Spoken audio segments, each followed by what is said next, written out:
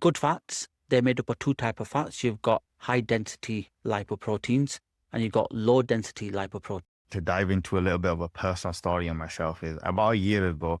I note to the listener, myself and Tubzi are not dietitians or professionals in the healthcare industry. So everything we say on this podcast going forward is our opinion and the research we have done. If you are going to take action, please speak to an expert and get their advice. There's plenty of resources out there, your NHS doctor, and likewise, please get their advice before you go forward. Enjoy listening.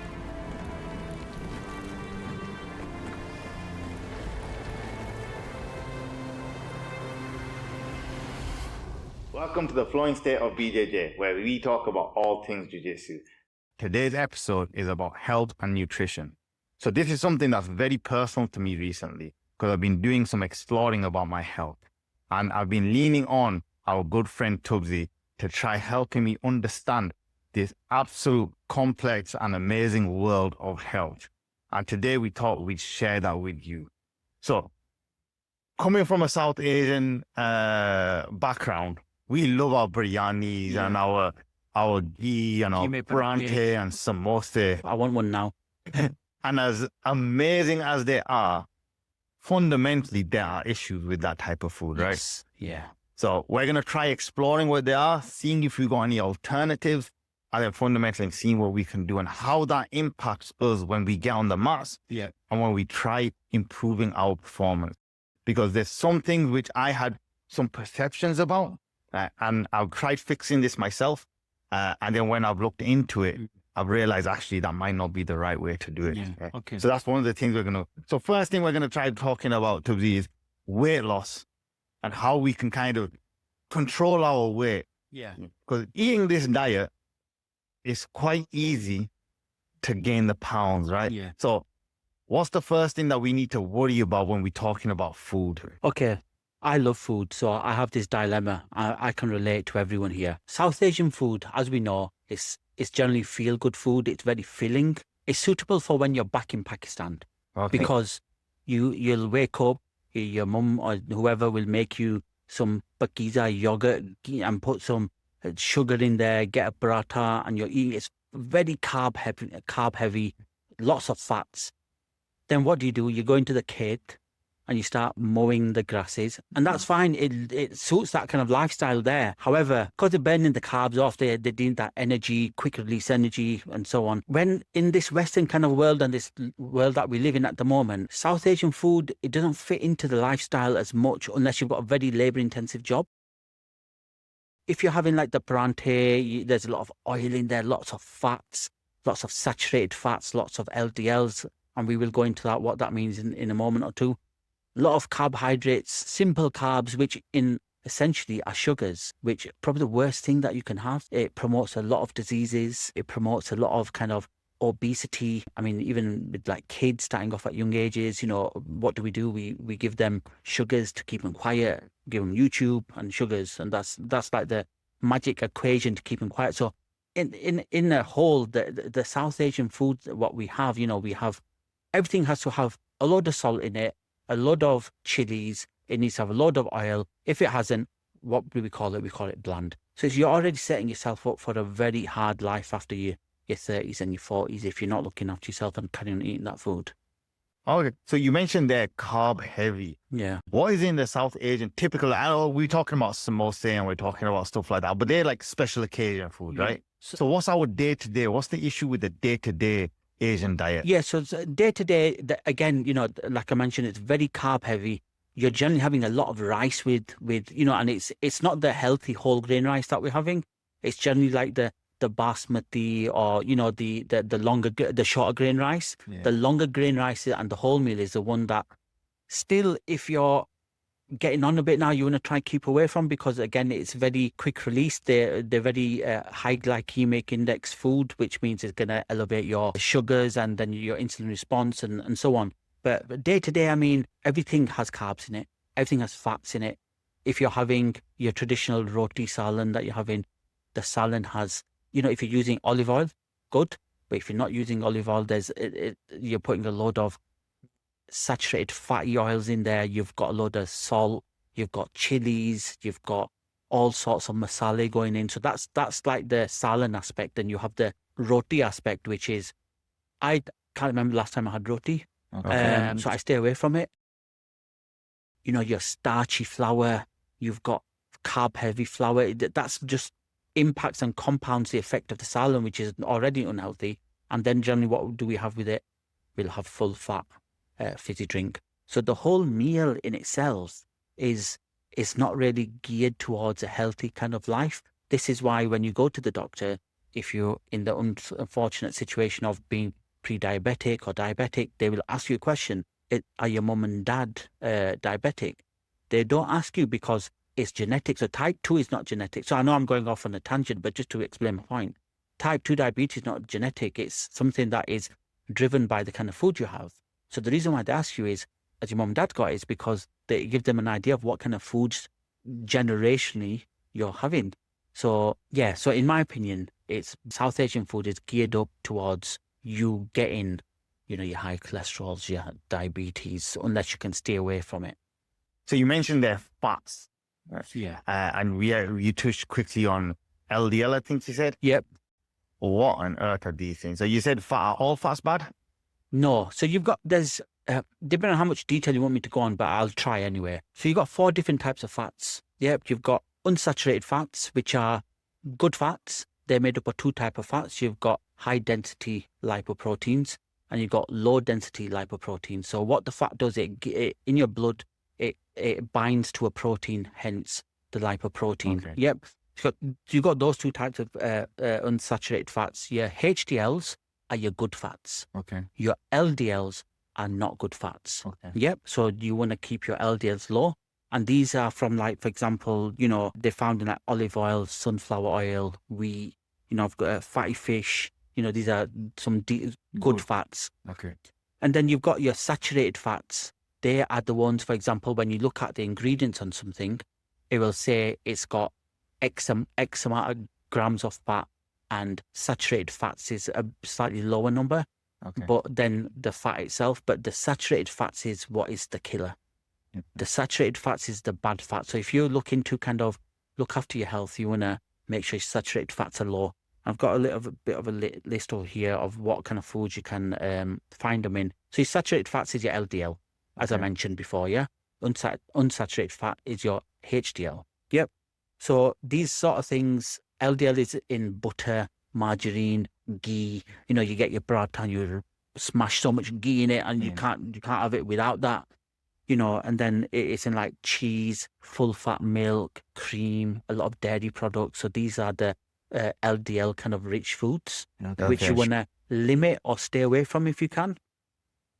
One more than that is what we refer to as trans fats, and you want to avoid these totally. You just want to stay away from them.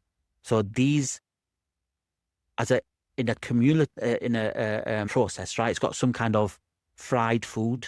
You know, everyone loves a Raja doner meat. Everyone loves a cheeseburger. Raja think it pays for that. So these sort of things, you know, like just generally you would refer to them as unhealthy foods. If you're looking after your health and you've got some kind of concern about the amount of cholesterol you have, because obviously these are all promoters for high cholesterol, you want to make sure you stay away from trans fats. Just want to make that point. The best kind of fat you can have is probably it's called omega-3 fatty acids. These are what we've referred to as essential fats. You need these, obviously in proportion, but depending on what kind of reason you're taking them for. So, for example, like to make sure you don't establish some kind of heart disease. You know, you can take a certain dosage. If you're taking it for joint recovery, you can take a certain amount of dosage. But these are generally found in your good food, like your fatty fishes, your salmons, your cod, your tunas. Sea bass is a good one as well. So your oily fish, it has a lot of omega-3 in. You can find it in like chia seeds, flaxseed, walnuts. So there's a whole range. So ultimately, there's 4 kind of fats. You want to stay away from trans fats. You want to stay away from low density lipoproteins, which is the LDL fats, and stay away from snacks. So that's the kind of an overview there. So the interest is that we've gone into a lot of detail there. And the takeaway is anything processed, stay away from. Correct. Right? But stuff which is healthy is what we're talking about, olive oil type of stuff. Yes. Sunflower oil, maybe. But I would stay away from sunflower Okay, oil. stay away from. Yeah. And here's the thing: like sunflower oil sounds like it's healthy. Yeah, and it's in every South Asian household. Yeah, because it's like the healthy alternative. Yeah. Because in the good old days, Yeah. it was like full on. Oh yeah, you'll remember the tin. It was like a yellow and green Yes. tin, and it had the flour, and it was always in the corner. Yeah. And your mum would just grab it like it didn't weigh nothing and smash it in and put it back where it goes. Yes, So yes. sunflower, I would maybe stay away from and try to substitute that for olive oil. Olive oil. But your good fats, your omega-3s, obviously, we professionals always promote to get your nutrition from foods Yes, rather yes. than supplementation. Obviously, you can supplement omega-3, you know, you can Yeah. they do all the capsules.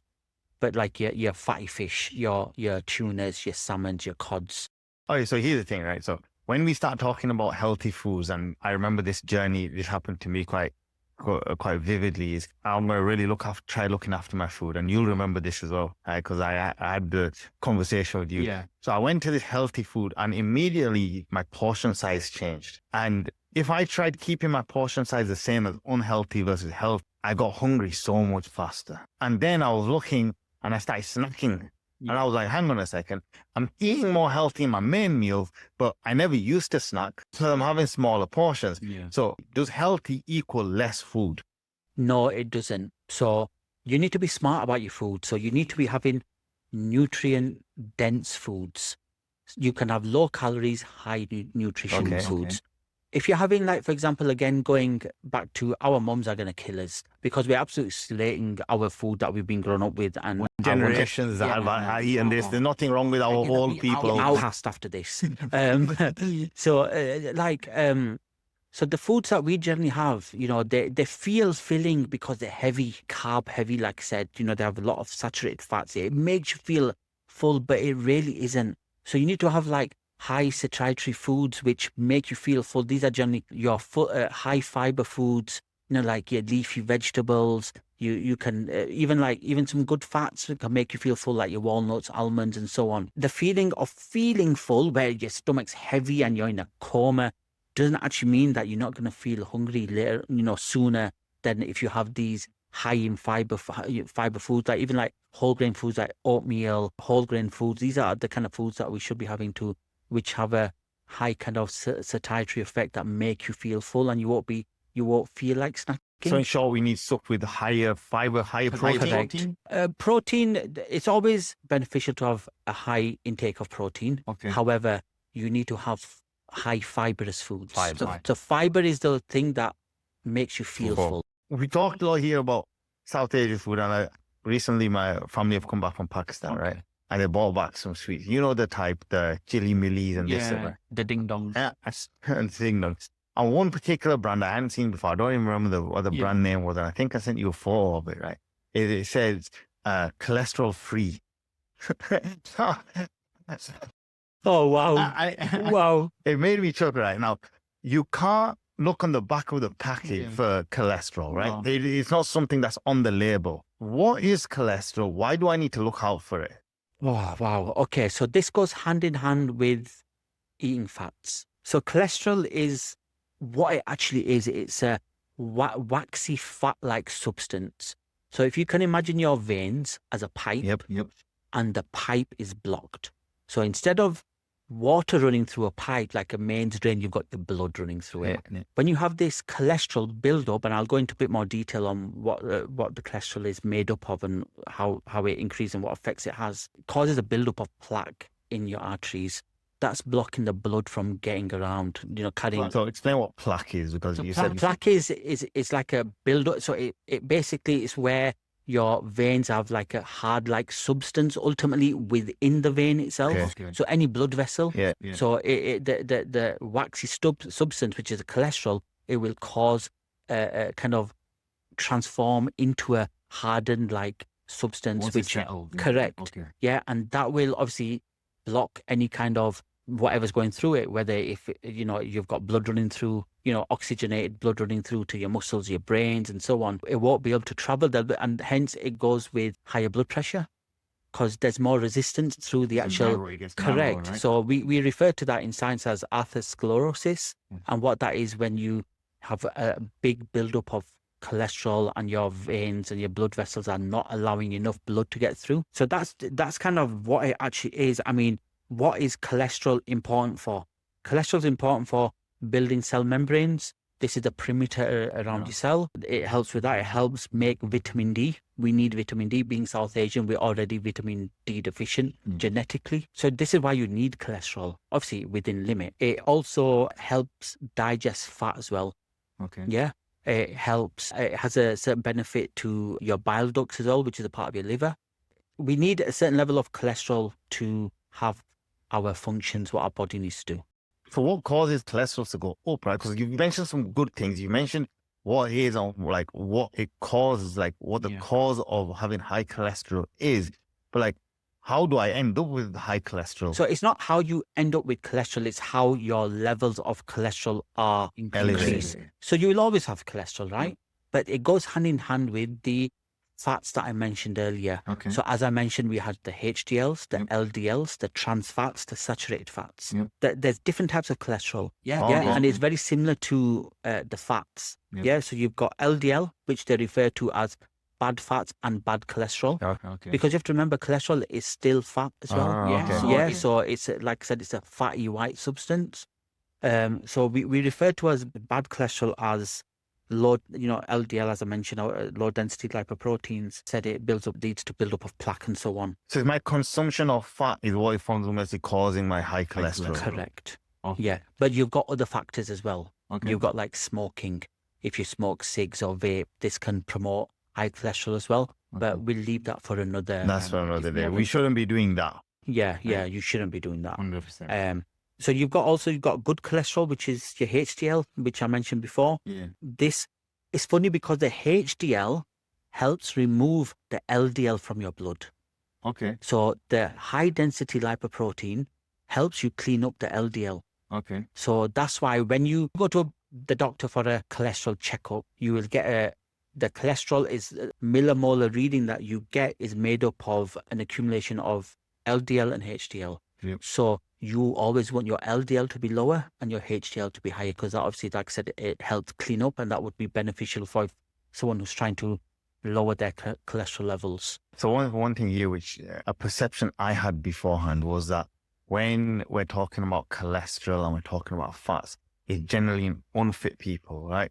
So I had this perception myself, and to dive into a little bit of a personal story on myself is about a year ago, I thought, you know what, I'm getting on a little bit in age. What I'm going to do is I've got my data tracking anyway. So I track my sleep and I track my health, how much strain I've got. I felt like I was missing an element, right? What's going on inside. So I went for a private blood test. Right? And when it came back, I almost fell off my chair because they said, I've got high cholesterol. Now, at the time, I'm like, what does that mean? I showed you it. The perception is that if I'm unhealthy, I'm going to have high cholesterol. You're going to be overweight. Yeah, there's going to be other signs. And for me, it wasn't. Right? Now, my diet at the time was not clean. Right? There was the typical South Asian. It was that type of stuff, which I didn't like. I was just like, I'm training so hard that I'll outdo my food. Correct. So you burn it off, or you're in counteract the effects. So what I didn't realize is that something you touched on earlier is about like fast acting foods, right? Like in terms of carbs. In terms of carb, like I'm eating at midday. Right? I'm not training until 6 o'clock. Right? My data tracker's showing, yes, you're working hard. More than the average person. And yes. But then my cholesterol came back and it wasn't, we're not talking high, it was very high. Right? And I've taken it more recently again. Because I made some changes to my diet, thinking, oh, okay, maybe this will help. Right? But I obviously haven't gone far enough. Right? Because it came back high again. So the warning that I want to put out there is, just because you look fit and healthy doesn't necessarily mean that your veins and vessels are healthy. Basically, what you're trying to say is you don't need to. Generally, you'd look like me and have high cholesterol. But you could look like you, and you wouldn't expect to have high cholesterol, but you do. So I do. So it's just a warning out there that go have the checkup. And especially for men out there, men, I find that are super reluctant to go to the doctors. I just think it's a South Asian thing, isn't it? There might be. And we won't go too much into culture, but it's, you know, it's, It's one of them, like, reaching out for help isn't a thing that we do. No, it's not. I think we'll cover this in one of our future episodes, Brazilian Jiu-Jitsu and mental health. 100%. And it's just one of those things we generally, as men, don't reach out, do we? Yeah. But that's that. Yeah, so on a personal level, that's just the message I wanted to put out there. It's not necessarily like I'm working out. Yeah. You can't outdo the food that you eat. Once that stuff's in your veins, and like you said, that plaque's hardened, it's not about just running and running and running. Because one thing that I tried doing as part of this whole experiment and getting rid of cholesterol, I added more cardio to try lowering my cholesterol. But my food obviously was where the issue is, and we're looking into that now. Tubzi's made me get semi-skimmed milk. But I want to point out as well, sometimes, and we spoke about this as well, food is a big factor and exercise is a big factor as well. No one wants to be taking statins for the rest of their life to lower their cholesterol and so on. And with that comes high blood pressure tablets and so on. Sometimes it's hereditary. Okay. So I think I just want to make a point of that sometimes you can address your food. You can do all the exercise you want. Sometimes it's just genetic. And that's just the way it is sometimes. But on that note, though, you'd rather find out early. Of course. Yeah, I'm all for it. Instead of waiting until summer happens and it's too late, we're still young.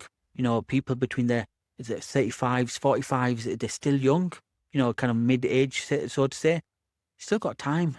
And the thing is, the biggest thing is there's so much information out there that you can learn from.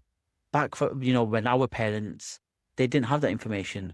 And we do, so we're in a very good state to address any kind of medical issue we may have. Bringing this back to jiu-jitsu now. So we talked about good fats, bad fats. We talked about cholesterol. How does food impact our performance on the mat? Massively. It's like having a car and putting crap petrol in it, fuel, right? You want performance, you want peak performance, but then you go one step further into it. What kind of performance do you want? Do you want endurance or do you want fast acting? So for me, in my opinion, and again, people I have a lot of opinions on this.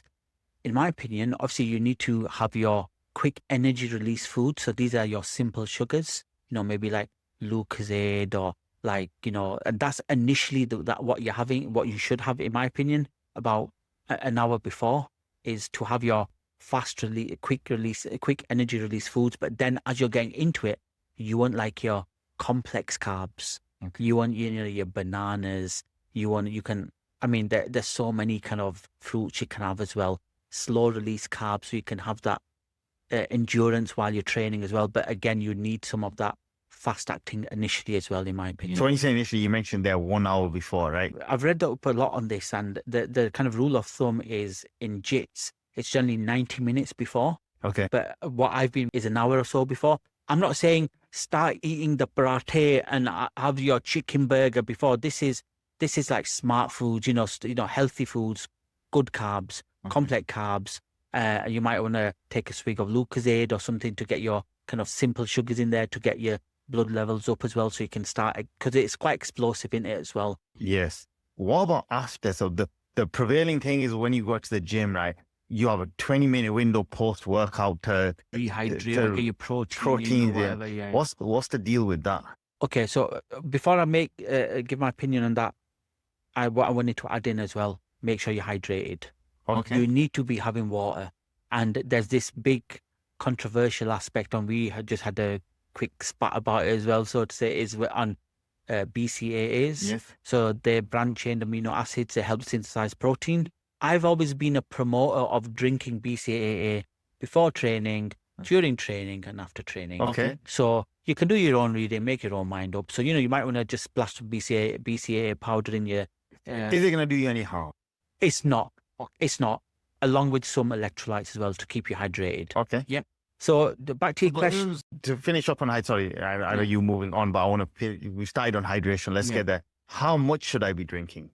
Okay, you don't want to be drinking. I mean, it's not... So you get a litre bottle and you're knocking it back and your belly's full and it's floating around in there. You've got SeaWorld going on, a few sharks. Again, what I do, and this, I haven't seen any kind of go-to way of drinking water. Yes. But for me personally, and you can give your opinion, I think it's probably the same, is we sip on it gently as and when we need it throughout the training session. before the training session or after the training session. If you've got barber's got you in side control and you're getting smashed, you need more than water, trust me. But then obviously your mouth's dry, you're knocking that water back. But there isn't no go-to kind of way on how and when to drink the water. Just make sure you're hydrated. The water bottle's with you if you need it throughout. I wouldn't go excessive on the water because it gives that heavy kind of feeling. I never used to drink any water during training, right? So the whole training session just straight through, not even before. So my hydration was very poor. Okay. Right. I used to be perfectly fine with it. Alhamdulillah, survived. Yeah. But as I've got more conscious, I'm just like, okay, now I need to start drinking water. But even then, when I was drinking water, it wasn't during training. Okay? So when everyone went for a water break, I never went for the water break because in my mind, I've got 1 minute between session, between my first roll and my second roll. Yeah. Right. I don't got time to go off the man drink. Right. So in my mind, I was just like, who am I going with next? What's this person's game? How am I going to counteract it? Yeah. Okay. 3, 2, 1, go. Yeah. Right. Yeah. So there wasn't no time like drinking water. Like, what are you doing? You were thinking about winning. Yeah. I'm thinking about like, I'm focused. I'm in the session. Yeah. As I've got more health conscious and the general health stuff, I'm like, actually, you know what? And as I've developed as a jiu-jitsu person, I've realized it's not about every match isn't a fight. No. Right? No. And some are just about surviving and recouping your energy for that next guy who you know is going to be a tough role. And sometimes I just need to, so I'm going up against a low belt. I can I just need to let this guy work. Yeah. So now I'm not so like hell-bent on this person. Yeah. So now between every other role, even though in my mind, I don't need it. In my mind, I can do the session without it, but I'm like, okay, I've had 2 rolls out. Go get a drink of water. Yeah. So I force myself to go get that drink of water. I come back. For me, as silly as it sounds, it's quite difficult to drink the water during the session. I see. Just because of years of habit of just not doing it. I think it's key to drink water between rolls because, as we know, it's paramount that we stay hydrated to get the peak performance from muscles. Yeah. If we're not hydrated, there's not enough hydration, you're not performing to the best of your abilities. Obviously, if you're looking at it from a scientific aspect, you need your muscles to hold someone or put pressure on or to fight that defense that they're putting up against an armbar or something. So hydration for me is key as well. Excellent. You asked about what we should be having. Yes. Yeah. Generally afterwards, depending on when you train, your glycogen levels are low. Yeah, your sugars are low. So you probably want to recoup your glycogen levels or glycogen, however you want to say it. It'd be a good idea to maybe have a shot of protein as well, maybe a protein shake or some kind of protein-rich food like tuna or, some kind of protein anyway, because obviously you've had a lot of stress on your muscles. It's like, it's very much like isometric training where, you're having holds and grips and so on. So you can recoup some muscle fibers there and that the protein will help as well. So some kind of glycogen replenishment, some carbs and some proteins as well. We've been talking about healthy foods and eating healthy. So once I go on this healthy journey, am I allowed to have cheat meals? Because let's be honest, guys, okay, them unhealthy foods taste so good. They do. I want some now. No, we can go after. They taste so good. Am I allowed to have a cheat meal? Or is there such thing as a cheat meal? Like, what's the thought process on that? So for me personally, can you have a cheat meal? I think you have to have a cheat meal. Okay. To keep the sanity. I'm on a calorie deficit. I'm on a very protein heavy kind of diet, very high in fiber, leafy greens, tunas, boring food. Yeah. There's no carbs taste so nice. Yeah. The bad foods always take the greasy stuff, your burgers. So I'm on a bit of a kind of a clean kind of eat at the moment. And you know what? It's depressing. Okay. For me, it really is. It's depressing. It's like, I don't look forward to, I do it. I look forward to my chicken and stuff. I enjoy that. They're just so boring. I think you need to have cheat meals for your sanity. I feel like, yes, you can have them. They should be allowed. No one should frown upon them. We're thinking about this whole thing about our food and we're eating food, eating clean food. Yeah. How do I know that I'm getting it right? What do I have to do? So like, is there something some red flags that we can use to, if this happens, then I need to up my intake of food. If this happens, I need to reduce. So how do I know I'm doing it right? Okay, so generally being South Asian, our portions are massive. So off the bat, we're probably having too much anyway. I know when I was younger, my mum used to put a plate of rice in front of me. It was enough for 2 people. If I didn't have that, or you're losing too much, I'm still fat as heck. I'm barely sticking up, but it's probably the portions are too big anyway. But kind of red flags. I mean, the telltale signs, obviously, if you're overweight, if you developing some kind of condition, like if you're pre-diabetic, there's kind of all these telltale signs where you're out of breath. You can go for blood tests. Regular blood tests are important, I feel, especially when you're around my age, between 35 and 40. These kind of things, your body slows down around this stage, doesn't it? One thing that I'm having at the moment is the food I'm eating good or bad? So what do you think about tracking food, like apps like MyFitnessPal and stuff like that? Is it worth doing anything like that? So for me, I'm not going to say to people not to do it. Okay. I don't do it. I haven't got the patience for it. Mhm. But if you find it difficult to kind of keep on top of your portions or what kind of food you're having, some people like to see a visual cue of, oh, I've actually ate all of this. Because I can sit down and watch a movie and the old me would have a couple of crisp packets, a couple of chocolates, a couple of drinks. And I'm like, and then once the film's finished, I look on the table and it's like, wow, did I eat all of that? Did I eat all of that? So I think it's a good idea. I think, we have tech, use it. You get some simple apps. You scan the barcode, it gives you the full nutritional breakdown, how many carbs, saturated fats, how much sugars, how much protein and so on it's got in it. So I think it's a really good idea to have if you need that and you have no other way of tracking portions or what you're having, I think it's a really good idea. Especially when I was doing my whole powerlifting thing. Yeah.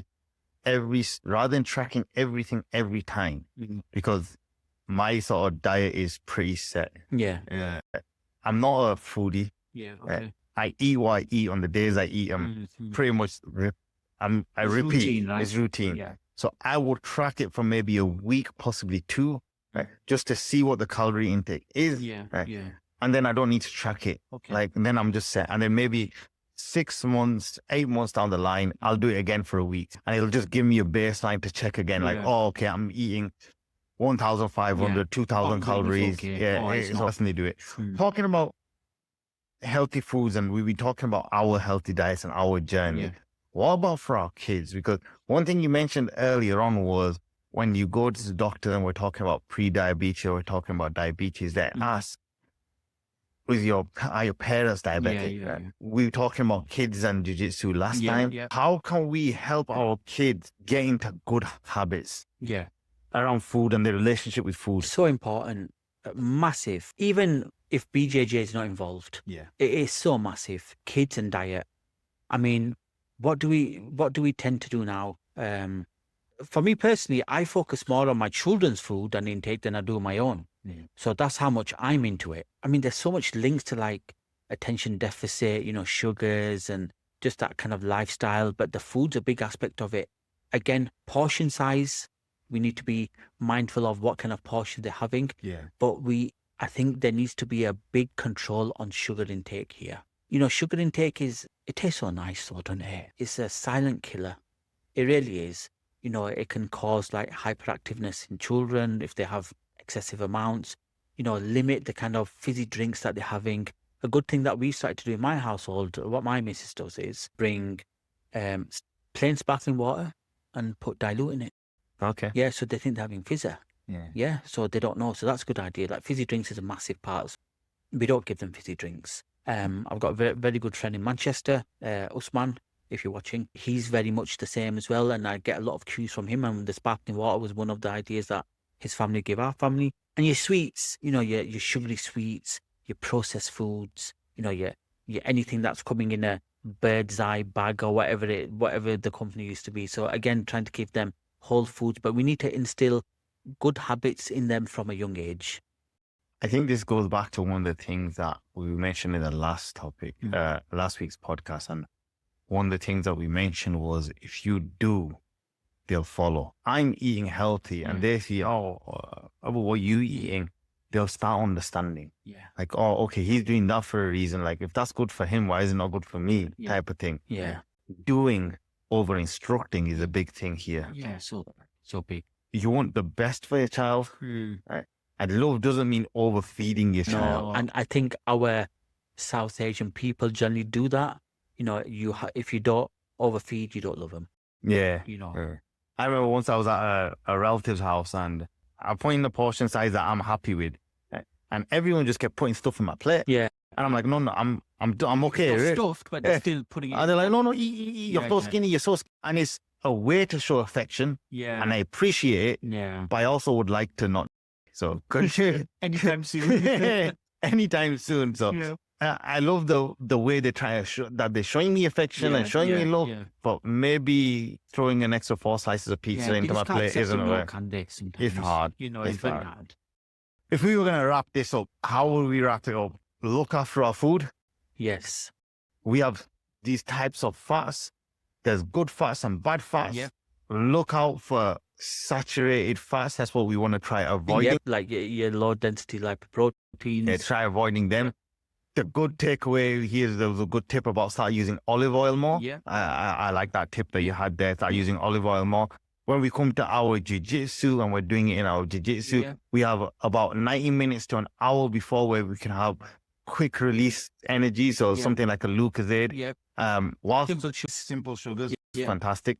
And then whilst we're training, make sure we stay hydrated. Correct. Massive Hydration. And one tip that you told me before, like that I think we mentioned it quickly, is not just plain water. Try putting electrolytes in it as well, right? I know we're wrapping up. So as you drink water, sodium keeps you watered in your body. You want to have electrolytes, which have a high portion of sodium in there as well.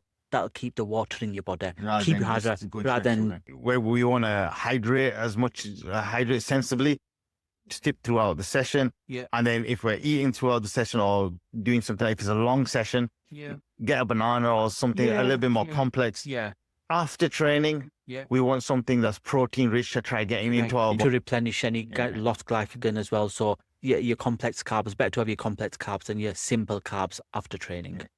And to help us stay saturated when we're starting this migration to a healthier lifestyle, healthier food and nutrition, start eating fiber-rich food can help us stay saturated, satiated. Yeah, so your satiety levels is high. So high satiety foods like whole grains, high fibrous foods. If you've got any questions or anything around food that you want to ask us, stick it in the comments and we will try our best to get to it.